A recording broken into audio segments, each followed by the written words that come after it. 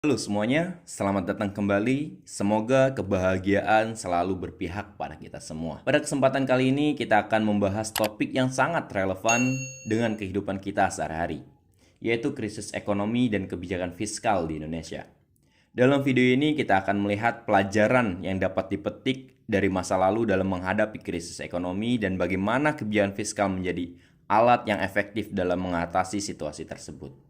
Krisis ekonomi adalah suatu kejadian yang sangat mempengaruhi stabilitas ekonomi suatu negara, khususnya di Indonesia. Kita telah mengalami beberapa krisis ekonomi yang sangat signifikan di masa lalu, seperti krisis moneter pada tahun 1997 hingga 1998, krisis ekonomi global di tahun 2008, dan tahun 2020 akibat pandemi COVID-19.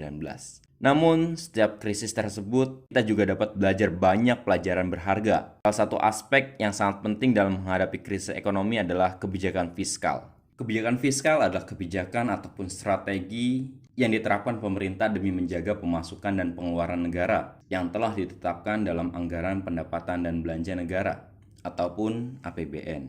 Yang pertama, krisis moneter.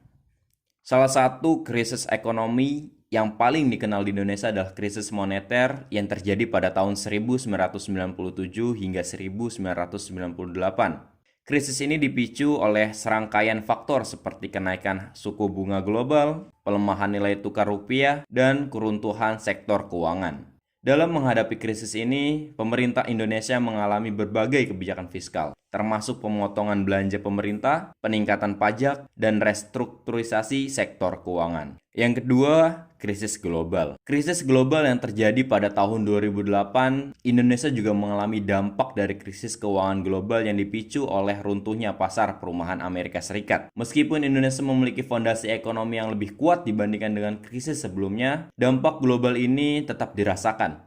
Untuk mengatasi krisis ini, pemerintah Indonesia mengimplementasikan kebijakan fiskal seperti stimulus fiskal, peningkatan belanja infrastruktur, dan langkah-langkah untuk memperkuat sektor perbankan. Yang ketiga, krisis akibat pandemi COVID-19.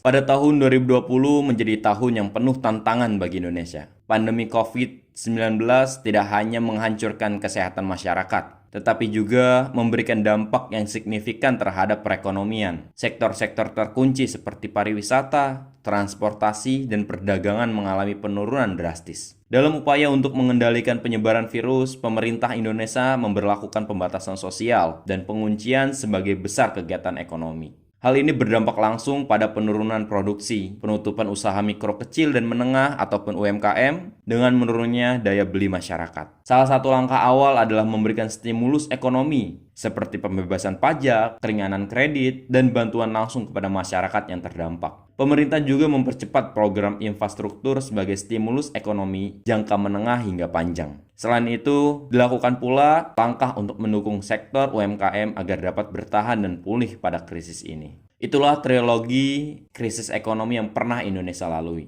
Terima kasih telah menonton video kami. Jangan lewatkan kesempatan untuk memperoleh wawasan dan mendalam tentang peran kebijakan fiskal dalam menghadapi krisis ekonomi yang kompleks. Pastikan Anda telah mengklik tombol subscribe dan lonceng notifikasi untuk mendapatkan pembahasan yang lebih kompleks, agar tidak ketinggalan video berikutnya. Sampai jumpa pada konten selanjutnya.